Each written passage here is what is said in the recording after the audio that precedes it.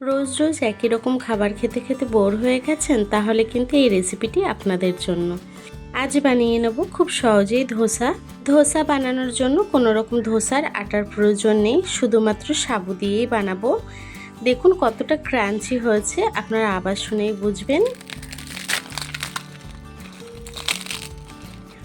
কতটি মুচমুচে হয়েছে, দেখে হয়তো বুঝতে পারছেন। চলুন তাহলে এই দারুণ মজার রেসিপিটি শুরু করা যাক। ধোসাটি বানানোর জন্য প্রথমে একটি ফ্রাই প্যান বসিয়ে নিয়েছি। আমি কোনো মেজারমেন্ট কাপ ইউজ করছি না, একটি বাটি নিয়ে নিয়েছি। 1.5 বাটির মতো সাবু আমি দিয়ে দিচ্ছি। আমি কিন্তু সেই বড় দানার সাবুটি নিয়েছি। সাবুটিকে হালকা একটু আমি ভেজে নিচ্ছি। খুব বেশি লাল করার দরকার নেই, হালকা একটু ভেজে নিলেই হবে। এখন একটি মিক্সিং জার নিয়ে নিয়েছি। আমি সেই সাবুটিকে কিন্তু একটু ঠান্ডা করে নিয়েছিলাম। সাবুটিকে দিয়ে দিচ্ছি। সাবুটি যে বাটিতে মেপেছি সেই বাটিরই হাফ বাটি আমি শ্যামা চাল দিয়ে দিলাম। এখন দিয়ে দিচ্ছি 3 টুকরো আদা, দিয়ে দেবো 3টে কাঁচা লঙ্কা। ঝালটা আপনাদের টেস্ট মতন দেবেন। দিয়ে দেবো স্বাদ মতো নুন, দিয়ে দিচ্ছি 2-3 চামচ মতো টক দই, দেব 1 কাপের মতো জল। জলটি কিন্তু একটু বেশি করে দেওয়া লাগবে। প্রথমে আমি 1 কাপ জল দিয়ে একটু মিক্সিং জারে ঘুরিয়ে নেব। 1 কাপ জল দিয়ে আমি একটু ঘুরিয়ে নিয়েছি। দেখুন কতটা গাঢ় হয়ে রয়েছে। এটি কিন্তু একদম পাতলাভাবে করতে হবে। এখন আমি মিক্সিং জারে দিয়ে দেবো একটি সিদ্ধ আলু। আমি আলুটিকে আগে থেকেই সিদ্ধ করে রেখেছিলাম। এখন আলুটিকে ছোট ছোট করে কেটে দিয়ে দিচ্ছি।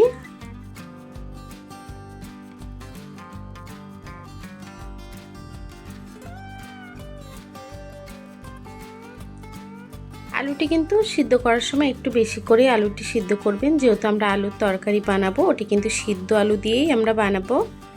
আমি একটি আলু পুরোটাই দিয়ে দিলাম। এখন দিয়ে দেবো আরও 1 কাপ জল। জলটা একটু বেশি করে দিতে লাগবে। এই ব্যাটারটি কিন্তু একটু পাতলা হলে সমস্যা নেই, কিন্তু গাঢ় হলে কিন্তু এটি হবে না। আমি আবারও সুন্দর করে ঘুরিয়ে নিয়েছি মিক্সিং জারে। দেখুন ব্যাটারটি কেমন হয়েছে, আপনাদেরকে একটু দেখিয়ে দিচ্ছি। এই ব্যাটারটিকে আমি একটি বাউলে নামিয়ে নেব।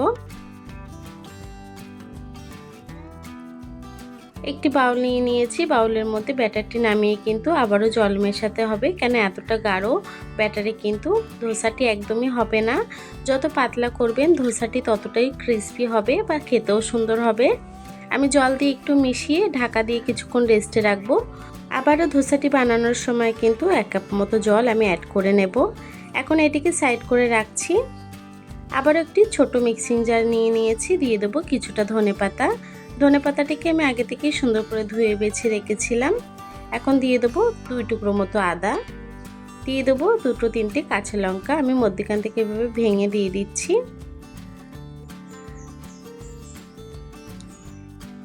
দিয়ে দেবো কিছুটা বাদাম। বাদামটিকে আমি একটু ভেজে নিয়েছিলাম, কাঁচা বাদাম ছিল ঘরে, আপনারা কিন্তু ভাজা বাদামটি দিতে পারেন। দিয়ে দিলাম কয়েক টুকরো নারকেল। আপনারা নারকেলটি দেবেন, না হলে কিন্তু চাটনিটি খেতে ভালো লাগে না। কয়েক টুকরো বরফ দিয়ে দিলাম। দিয়ে দেবো স্বাদ মতো নুন। এখন এটিকে খুব সুন্দর একটি পেস্ট করে নেব। দেখুন বন্ধুরা, চাটনিটি আমার হয়ে গেছে। চাটনিটি কতটা গাঢ় হয়েছে দেখুন। খুব বেশি জল মেশাবেন না, দরকার হলে কয়েক টুকরো বরফ দিয়ে দেবেন। চাটনিটি একটি বাটিতে আমি নামিয়ে নেব। ছোট্ট একটি বাউল নিয়ে নিয়েছি। বাউলের মধ্যে চাটনিটি আমি নামিয়ে নিচ্ছি। এই চাটনিটির মধ্যে কিন্তু একটু লেবুর রস দিয়ে দেবেন। আমার খেয়াল ছিল না বলে আমি দিতে পারিনি, আমি খাবার সময় দিয়ে দিয়েছিলাম। দেখুন চাটনিটি কতটা গাঢ় হয়েছে। এটি কিন্তু হয়ে গেছে। চলুন তাহলে রান্নার দিকে চলে যাই। রান্নার জন্য প্রথমেই আমি একটি কড়াই বসিয়ে নিয়েছি। দিয়ে দেব সামান্য একটু তেল। আমি আলুর তরকারিটি বানিয়ে নেব। তেলটি গরম হয়ে গেছে। দিয়ে দেব গোটা জিরে, দিয়ে দেব সামান্য একটু হিং। জিরে আর হিংটিকে দিয়ে একটু নেড়ে চেড়ে নিচ্ছি। এখন দিয়ে দেব কারি পাতা। কারি পাতাটা একটু বেশি করে দেবে। এই আলুর তরকারিতে কারি পাতার ফ্লেভারটা অনেক ভালো লাগে। কারি পাতাটিকে দিয়ে একটু নেড়ে ছেড়ে নিয়েছি। এখন দিয়ে দিচ্ছি ক্যাপসিকাম আর কাঁচা লঙ্কা একটু বারিক করে আমি কুচিয়ে রেখেছিলাম। সেটিকে দিয়ে একটু নেড়ে ছেড়ে আমি একটু রান্না করে নিয়েছি। দেখুন তেল ছেড়ে দিয়েছে। এখন আমি সিদ্ধ করে রাখা আলুটি দিয়ে দেব। আলুটিকে হাত দিয়ে এভাবে ম্যাশ করে দেবেন। এতে তরকারিটি অনেক ভালো হয়, দেখতেও ভালো লাগে, খেতেও ভালো লাগে। আমি হাত দিয়ে সিদ্ধ করে রাখা আলুগুলো ম্যাশ করে দিয়ে দিচ্ছি। অল্প আলু দিয়ে একটু নেড়ে ছেড়ে নিচ্ছি, না হলে তলার মশলাগুলো পুড়ে যাবে। একটু নেড়ে ছেড়ে বাকি আলুগুলোকেও আমি একইভাবে ম্যাশ করে দিয়ে দেব।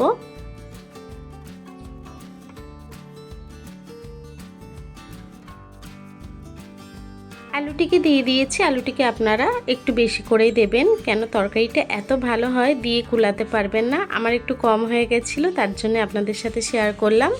আলুটিকে একটু নেড়ে চেড়ে সামান্য একটু হলুদ গুঁড়ো দিয়ে দিচ্ছি, দিয়ে দেবো স্বাদ মতো নুন। আপনারা যদি নিরামিষের দিনে বা একাদশীর দিনে করেন সেদিন হলুদ খান না, হলুদটা স্কিপ করতে পারেন। এখন সব কিছুকে মিশিয়ে আমি কিছুক্ষণ রান্না করে নেব।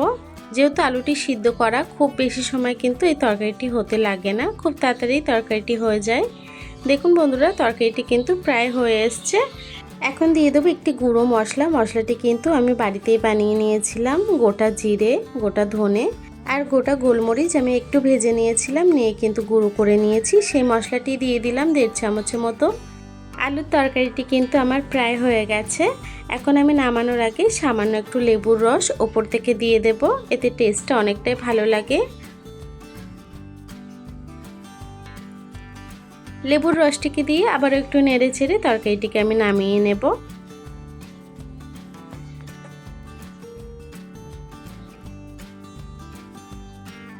দেখুন বন্ধুরা, তরকারিটি হয়ে গেছে। এখন নামিয়ে নেব তরকারিটিকে নামিয়ে আবার একটু ফ্রাই প্যান বসিয়ে নিয়েছি। ফ্রাই প্যানের উপরে একটু তেল দিয়ে দেব। তেলটিকে দিয়ে একটু নেড়ে ছেড়ে নেব।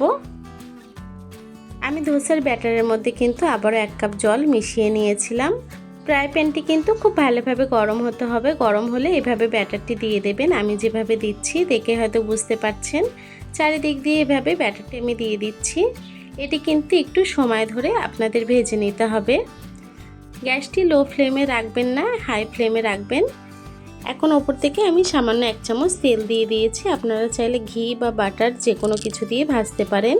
আমি ফ্রাই প্যানটিকে একটু ঘুরিয়ে ঘুরিয়ে ভেজে নিয়েছি, যেহেতু আঁচের আগুনটা কিন্তু এক জায়গায় লাগে, তার জন্য কিন্তু একটু ঘুরিয়ে চতুর্দিকে খুব ভালোভাবে ভেজে নিয়েছি, দেখে হয়তো বুঝতে পারছেন। এখন হালকা হাতে আমি এটিকে একটু উল্টে দেব। এই ব্যাটারটি যত পাতলা হবে ধোসাগুলো কিন্তু ততটাই ক্রিস্পি হবে। আমি বারবারই আপনাদেরকে বলছি একটু পাতলা করে করবেন, খুব বেশি গাঢ় রাখবেন না। আমার এই ধোসাটি ভাজা হয়ে গেছে, দেখুন দেখে হয়তো বুঝতে পারছেন কতটা ক্রিস্পি হয়েছে। এখন এটিকে আমি তুলে নিচ্ছি। একটু গোল্ডেন ব্রাউন করে ভেজে নেবেন, দেখবেন খুব ভালো লাগে।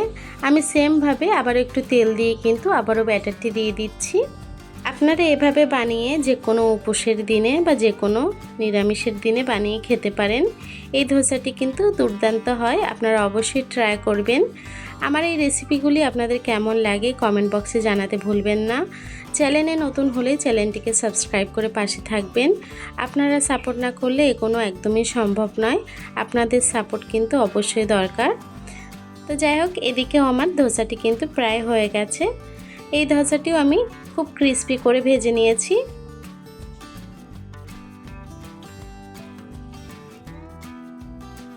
ধোসাটিকে আমি এখন নামিয়ে নিচ্ছি। আরও একটি আপনাদেরকে ভেজে দেখাচ্ছি, দেখুন কতটা ক্রিস্পি হয়েছে, জালিদার হয়েছে, দেখেই হয়তো বুঝতে পারছেন।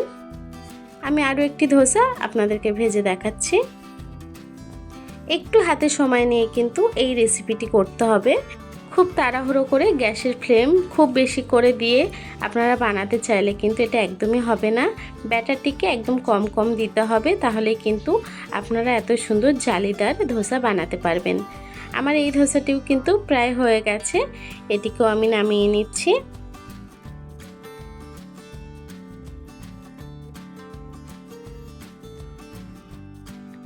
দেখুন বন্ধুরা, আমার রেসিপিটি কিন্তু হয়ে গেছে। আমি প্রথমেই বলেছিলাম যে চাটনির মধ্যে লেবুর রস দিতে আমার খেয়াল ছিল না, তার জন্য কিন্তু আমি এখন একটু লেবুর রস দিয়ে দিলাম। আমার রেসিপিটি পুরোপুরি হয়ে গেছে। আপনাদের কেমন লেগেছে কমেন্ট বক্সে জানাতে ভুলবেন না।